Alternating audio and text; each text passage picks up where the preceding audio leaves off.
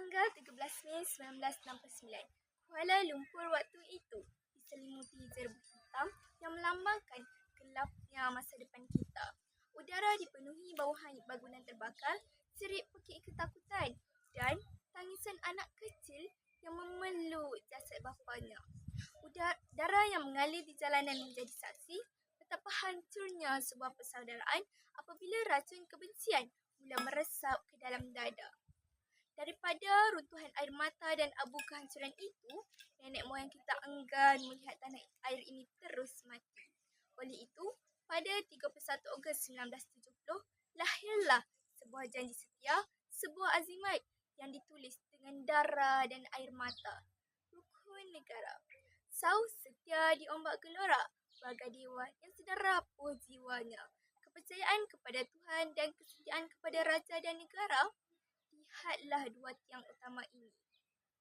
Di bumi yang bertuah ini, alunan azan di masjid, gemar loceng di kuil dan nyanyian kepujian di gereja bernafas di bawah langit yang sama.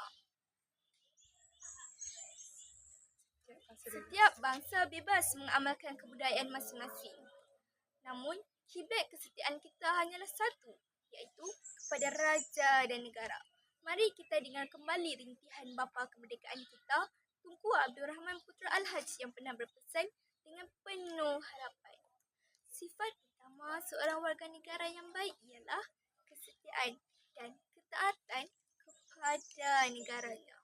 Namun, kemanakah kesetiaan itu sekarang apabila skrin telefon kita dipenuhi dengan penghinaan terhadap institusi-institusi diraja, apabila nama Tuhan dan kesucian agama kaum lain dipolitikkan demi membenci sesama kita?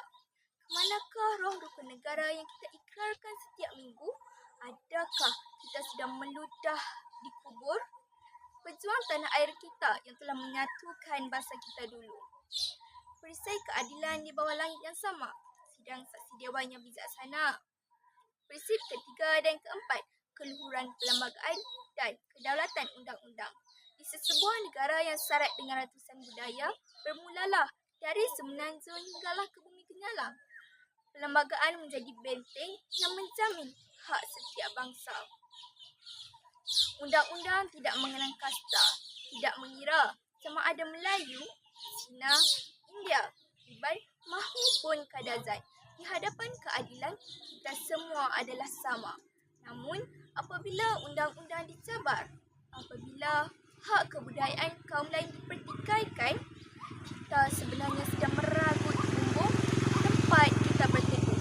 Jangan sesekali kita lupa mengapa tiang ini dipacak. Jangan sampai api perkauman membakar semula rumah yang besar ini, baru kita tersedar dari lena. Cermin adab yang kian retak, warga dewan yang bijaksana. Akhir sekali, runtuhnya kita sebagai satu bangsa bermula apabila kita melupakan prinsip yang kelima, kesopanan dan kesusilaan. Inilah pakaian rohani kita.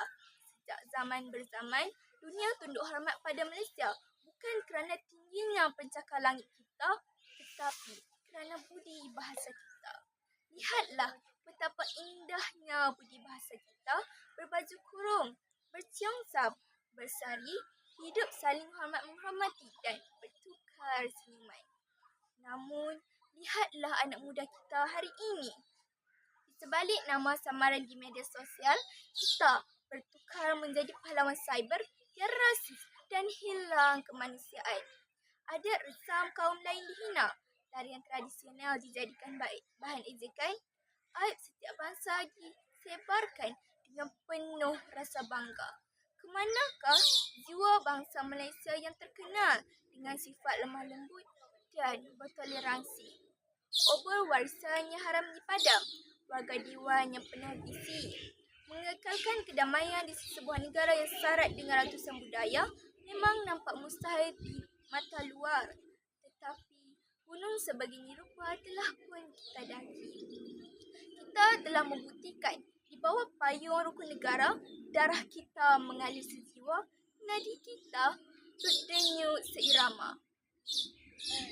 Oleh itu, jangan sesekali kita lupa